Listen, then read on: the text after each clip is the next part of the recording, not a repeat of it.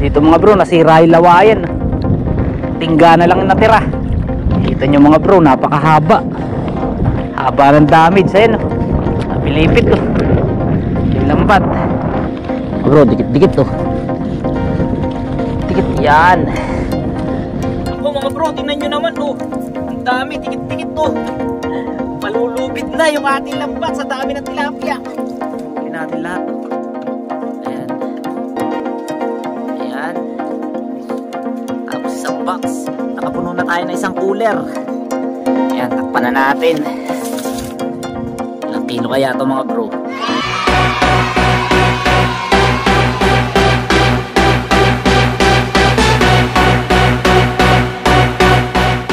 Yo, what's up? Magandang gabi sa inyong lahat mga bro. Wait lang, patayin natin yung ating ilaw. Ayan. Malinaw ba tayo mga bro kahit walang ilaw?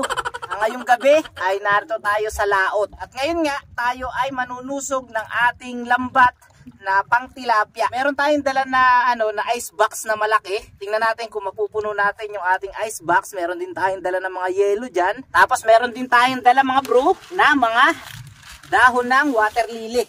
So eto, madami to. Dahil ngayon mga bro ay papalutangin natin yung ating lambat na pantilapia. So bakit nga ba hindi natin pinalutang kaninang umaga mga bro yung ating kalat na pantilapia?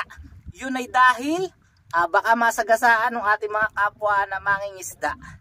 At ngayon dahil meron tayong dala na mga ilaw, ito yung mga ilaw natin sa panty mga bro. So pag pinihit natin yan, iilaw yan. Yan, ganyan. Ito yung palatandaan ng mga mangingisda na alam nila, para malaman nila na merong latag na lambat sa isang lugar. So yan, pag nakita nila ito ay palatandaan nila. So yung ganitong klase ng ilaw, ayan, bago na yung ating mga ilaw na gamit ngayon mga bro, na-order lang natin ito sa Shopee. So tila yata ito gamit ito sa alat mga bro, pampalapit ng mga isda. Kung hindi ako nagkakamali kasi waterproof siya. So kahit ilubog siya sa lawa, ayan, hindi siya namamatay. Siguro pampalapit ng mga isda na maliliit or pusit. Hindi natin alam mga bro. So comment down below sa mga mangingisda dyan sa alat kung para saan itong ilaw na to. So dito sa Lawa ng Laguna Lake mga bro, ito yung makabago nating gamit na ilaw sa pangingisda. So ngayon, ay itatali na natin siya dito. Ayan, para merong palatandaan yung ating lambat. So tara. Mga bro, dito tayo nagsimula ng ating latag na lambat. Tingnan natin kung may huli. At sana maraming huli mga bro para mapuno kaagad natin ang maaga ang ating ice box. So, let's go. Ito mga bro, kung mapapansin nyo, nakalubog yung ating lambat. So bawat banata nilagyan natin siya ng floater. Pero syempre dahil malayo yung pagitan ng bawat floater mga bro, ng mga plastic bottle, lumulubog siya. Kaya ngayon bawat banatan lalagyan natin siya ng 2 piraso na na dahon ng water lily. So let's go. Eh mga bro, wala pang huli. Ba't may agad? Kakalat pa lang. Yun mga bro, meron. Yun. Mga bro, nakalis na tayo. This one. Yan na. Isa na tayo mga bro. Alright. 1-0. Wala yan. So bawat isang banatan mga bro, ang ilalagay natin ay isa. Lalagyan natin bawat isa. Oops. Huwag kang mahuhukot. Palilagay natin mga bro. Wala dyan.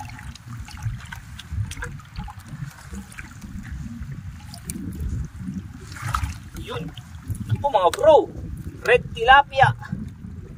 Yan, nakadali tayo ng red. Nakadali tayo mga bro ng red tilapia. Medyo mahirap tanggalin to mga bro kasi iba yung hugis ng kanyang iba yung hugis ng kanyang ulo. May batok siya. Kaya medyo mahirap tanggalin tong ganitong tilapia eh. Tapos hindi mo naman pwedeng isuot yung iyong kamay dahil masakit. Meron siyang ngipin. Kakaiba mga bro tilapia na to. May ngipin. Oops, yan.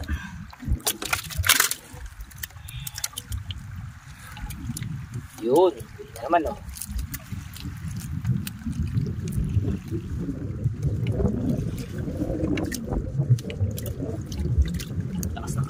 mga bro. Mga bro, hindi nakasabay sa atin si Kagawad dahil birthday ni Paring Jeric. Nandun pa siya sa Cagayan.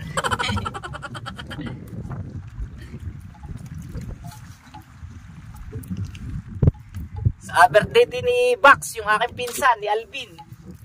Galing tayo dun mga bro, galing din tayo sa inuman. Pero syempre dahil meron tayong responsibilidad dito sa laot, kailangan natin mamantaw ng ating lambat. Dahil pag hindi natin pinantaw to mga bro, ay mamamatay yung mga tilapia na huli. Kaya kailangan natin pumalaot mga bro. At yung obligasyon natin ay unahin natin yung ating hanap buhay, no? Yan, tilapia. Nagko-control na rin tayo mga bro sa ano sa inom. Nagko-control na rin tayo. Hindi na tayo masyadong umiinom. Hindi na tayo masyadong umiinom ng konti. Kaya mga bro, nagpaalam tayo doon sa sa Cagayan. Sabi natin meron tayong papantawin na lambat. Yan, tilapia. Sana makarami agad tayo mga bro. Lalagay tayo ng palantaw. Hop. Ito pala, banatan pala ito.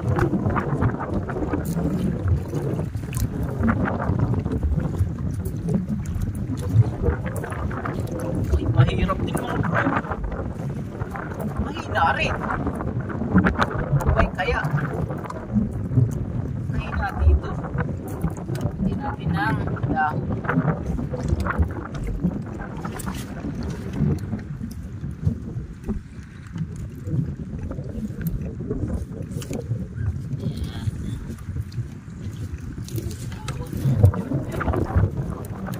Yan, dalawa mga bro. Lakas ng hangin. Yan, malusog.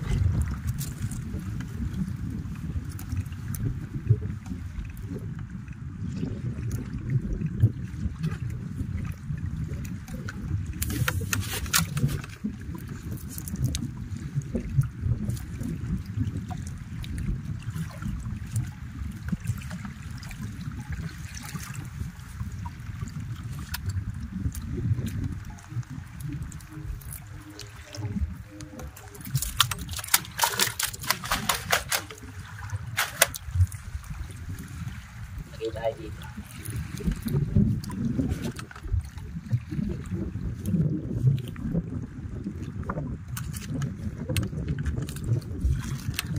Oops. Dito.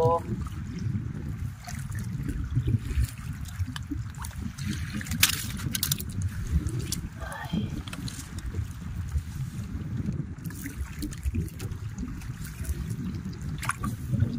Ito mga bro.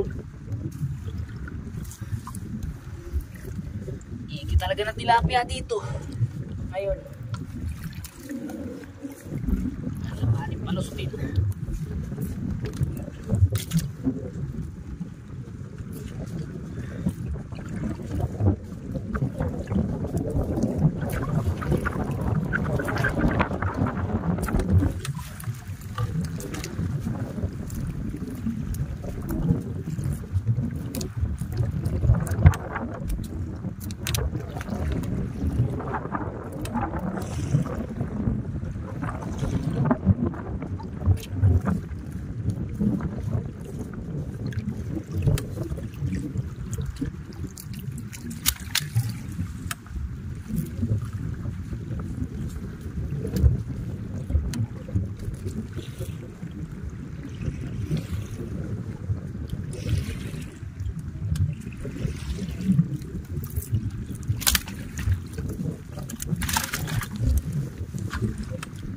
Ako, bro, tingnan nyo naman, ang dami, tikit-tikit, malulubid na yung ating lambat sa dami ng tilapia. Ay, ito'y mahirap tanggalin mga bro, tikit-tikit.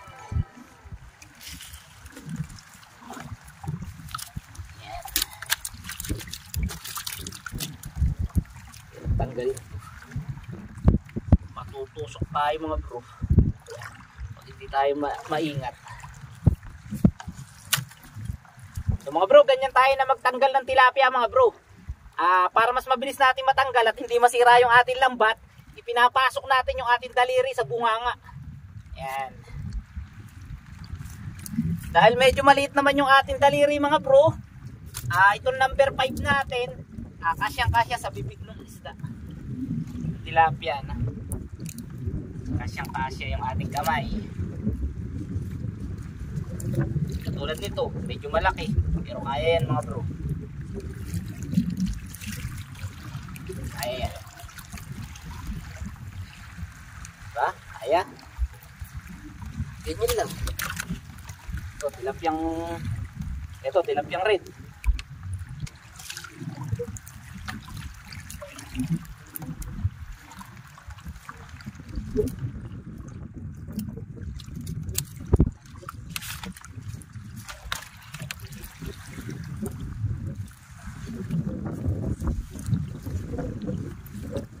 Ang dami na kagad nating huli. Dadalawang banatan pa. Itong ating lambat mga bro, 14 banatan to, 14.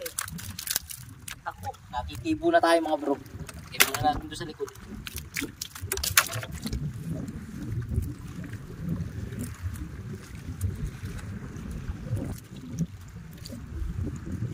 Ingat lang talaga mga bro. Tilapia para hindi matibo.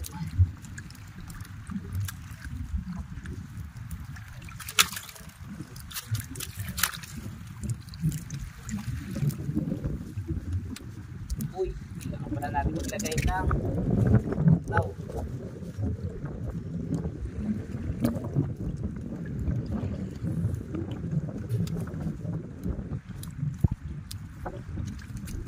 Kita ng palantaw mga bro.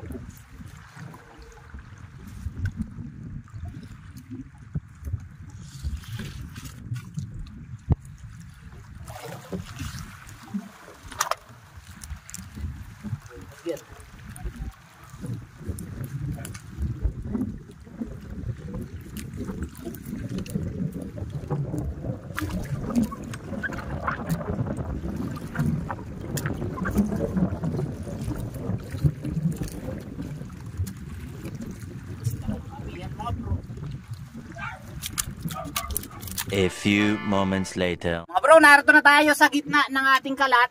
Bale, nakaano na tayo. 4 na banatan. At sa 4 na banatan, meron dito na kawayan ulit mga bro na tulos natin sa ating patali. So ngayon, lalagyan ulit natin ng ilaw. Tapos doon sa pinakandulo, sa pang-8 banatan natin, lalagyan ulit natin siya ng ilaw. So ngayon, lalagyan ulit tayo ng panibagong ilaw. Ito mga bro. Titilang natin para umilaw. Okay. Ayan. Kita natin.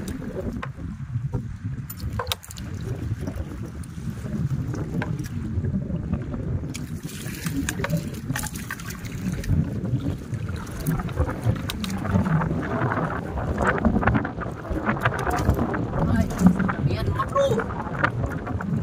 Ang lakas ng kabihan. Okay.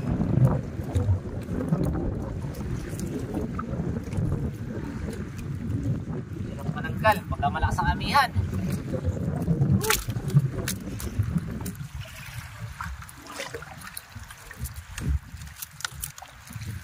Pag ganitong malakas ang hangin mga bro, talagang dapat ingat.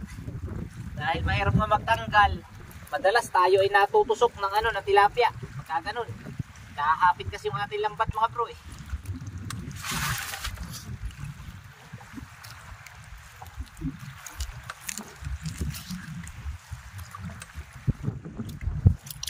One hour later. Yan mga bro, tapos na tayo sa panunusog sa isang hilada natin. So bali 8 banatan yung sinusog natin dito.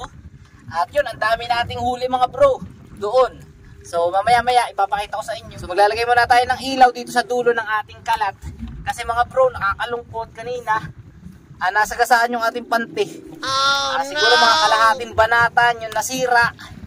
Ay grabe yung nakasagasa mga bro, matindi. Mahirap kasi mga bro sa ating kalat, maliliit yung tingga ng ating pante. So pagka sobrang lakas ng agos mga bro, lumulutang siya. Dahilan para masagasaan nung mga dumadaan na bangka. Pero syempre kasama naman yun mga bro sa sa ating hanap buhay. Yung masira yung ating lambat dahil sa sagasa. So yun, nasira yung yung kalahating banatan ng ating lambat. Di ko na naipakita sa inyo mga bro dahil baka malagot kanina, malakas yung hangin. Ay hindi na ako nakapag-video. At lagyan na lang natin ang ilaw ayan para sigurado na hindi na ulit siya masagasaan. Bro, ito yung huli natin sa una natin na panunusog. So yan. Ang dami niyan mga bro, hanggang doon sa dulo. Ayan o. Hanggang dito sa box. Ngayon mga bro, itong dami ng tilapia na to, ayan, hanggang doon. Ilalagay na natin siya sa ano, sa box. Estimate ko dito nasa 15 kilo, mahigit, mga 20 ganyan. Ayan, dami niyan. So tara, lagyan na natin sa box mga bro.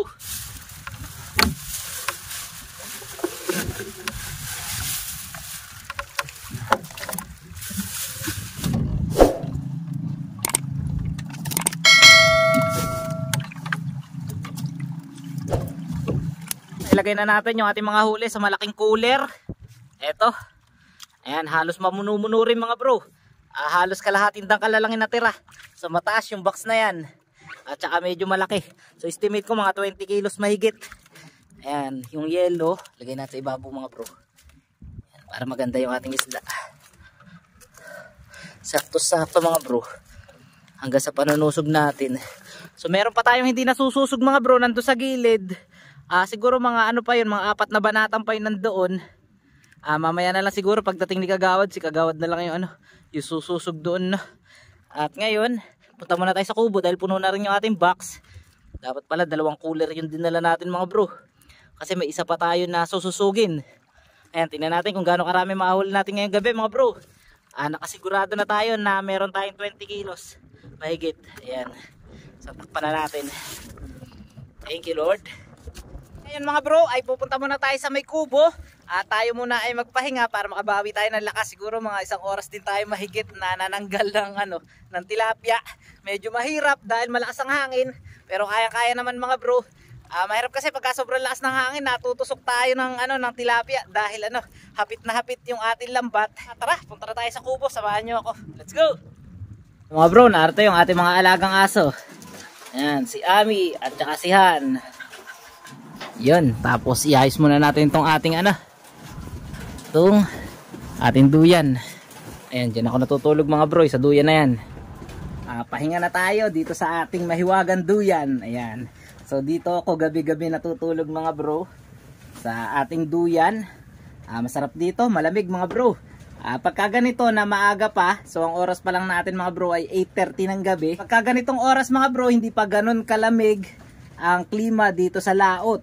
Pagka yung mga 1:00, 2:00, 3:00, ayan, dyan na tayo medyo nagkukumot, naglo-long sleeve dahil sobrang lamig na. Nagbabalot na tayo ng ganyan mga bro. Sobrang lamig na pagka ganun. Pero pagka ganito maaga pa, kita nyo naman nakasando lang tayo. Hindi pa natin ganun karamdam yung yung lamig. Kahit malakas yung hangin, yung amihan, hindi natin ramdam yung lamig. Masarap sa pakiramdam, masarap yung klima. Talagang para kang naka-aircon. Tamang-tama lang yung lamig. Ayun, magkita-kita tayo bukas ng umaga mga bro. Tingnan natin kung gaano kadami yung mahuhuli natin na tilapia. At yan, hanggang ngayon mga bro ay wala pa rin si Kagawad. Mukhang napasarap sa sa birthday yan. So antay na lang natin siya. Mamaya meron pa tayo sususugin na isang hilada dun sa gilid, pantilapia din, tsaka dito sa laot yung sinusog natin. Maghihiwalay na kaming dalawa para mas mabilis natin matanggal yung mga huli. Siguro mga mga 1:00 mga bro. Tapos pagkatapos nating manusog ng 1:00, mga 3:00, mananamsam na rin tayo. So gaya ng sabi ko ay hindi natin siya papaabuti ng umaga. Mahirap na, baka masagasaan na naman. So kalahating banatan yung nawala sa ating lambat ngayon. So yun, magpahinga na muna tayo mga bro. At magkita-kita tayo bukas. Good night sa inyong lahat mga bro. At sweet dreams, matulog tayo ng mahimbing. A few moments later. Yun, good morning sa inyong lahat mga bro. Time check natin, 2:45 na. At kakatapos lang natin na mamandaw ulit ng ating lambat na pantilapia. At si Kagawad mga bro ay dumating na rin. So nandun naman siya sa may kabila natin nakalat. Kasi meron pa tayong ilang banatan nga nakalat dun sa may kabila. Pinapandaw naman niya at sinasamsam niya na rin mga bro. At ipapakita ko sa inyo ngayon ang ating huli. Ayan, kakatapos lang natin na manusog ulit. Ayan, hanggang dun yan. Sa may panty dun. Madami ulit. Tsaka mga good size talaga mga bro. Ayan o. So siguro yung iba ilalagay pa natin sa box. Dahil meron tayo dito na malapit na mapuno. Ayan. Uy, natutusok na tayo. Sa dami ng ating huli. Ay mga bro, meron tayo dito. Ay yung huli natin kagabi. Siguro yung iba ilalagay natin dyan. Ayun o, kaganda o. Malapit na natin mapuno. Iba. Puno yan. Bro, eto na. Nakapuno na tayo ng isang cooler. Hindi naman siya sobrang punong-puno talaga para maisara pa rin natin yung takip. Ayun o. Tapos meron pa dito. Ayan. Marami pa rin dyan. So ngayon mga bro, pagkatapos ni Kagawad na manamsam dun sa kabila, sasamsamin na rin natin tong kalat natin. Tapos mamayang gabi na lang ulit tayo kakalat. So ganun na lang gawin natin mga bro. Kasi nasasagasaan yung ating lambat na. Mga bro, narito na si Kagawad. Tingnan natin yung huli ng kabila. Ayun mga bro, yung huli oh. Dami rin. Tapos sentro naman yung huli natin. Tapos isang box nandun. Bale mga bro, mamaya na natin sasamsamin yung nandoon. Papadala na natin kay Kagawad yung ating mga huli para maibenta na. Bale isang box. Tapos eto siguro mga ano pa to mga bro, mga 15 kilo pa. Ayan, tingnan natin mamaya kung ilang kilo no. Kaya si Kagawad, kumusta? Lasing ata. Lasing tayo mga bro. Ayan, so napaka-serpent day. At yan ang ating mga huli. Ang dami. Yan, sasali na.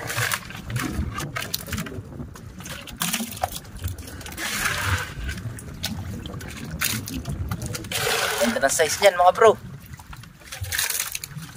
Ay, pagtutulungan pala muna natin mga bro yung ano yung box. Mabigat yan.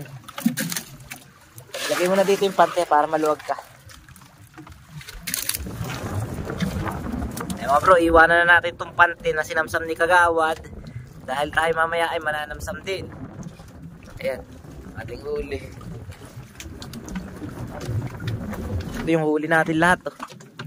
Ayan. Ayan. Tapos isang box. Grabe mga bro.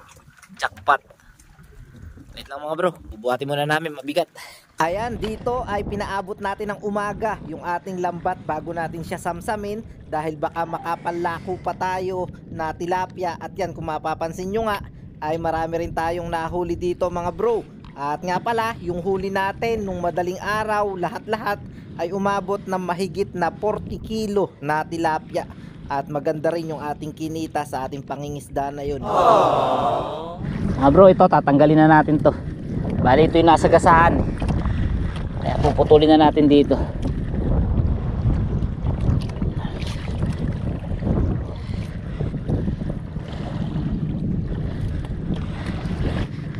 So mga bro, ito yung nasa gasaan. Ibubukod na natin. Ipapakita ko sa inyo yung damage. Yung laki ng damage na. At subukan natin i-repair sa bahay. Ayan. Dito mga bro, nasira yung lawayan. Tingga na lang natira. Oh no! Ayan, dito. Tingga na lang mga bro, natira. Ay, grabe, sumagasa.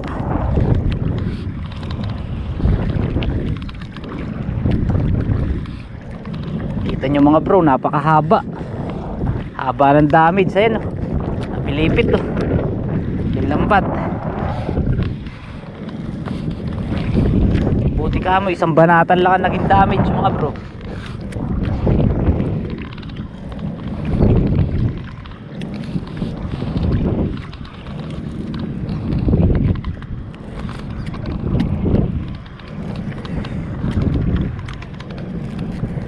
Pulin natin dito.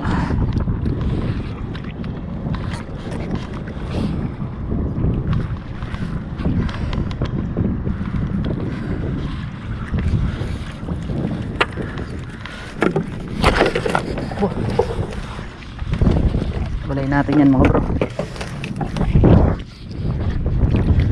Tuknong natin.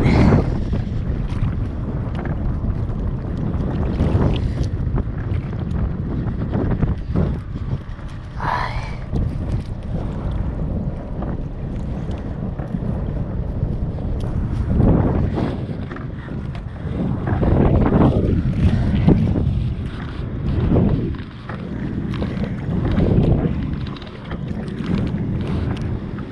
Bro, dikit-dikit to. Dikit. Yan.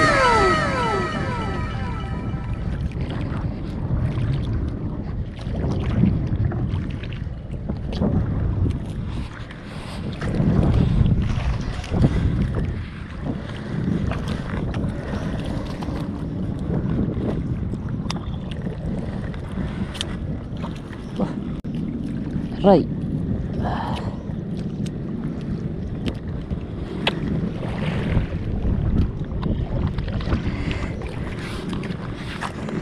Yan mga bro, malapit na matapos. Nakahuli pa ng maliit na bangus oh. Boy pa kaya to. Yun, ulam na.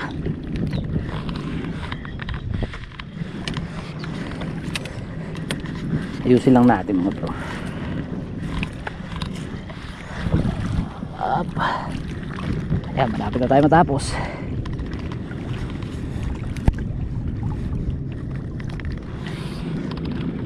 Yan mga bro, tapos na tayo. Namanamsam ng ating lambat. Ito na yung ating lambat.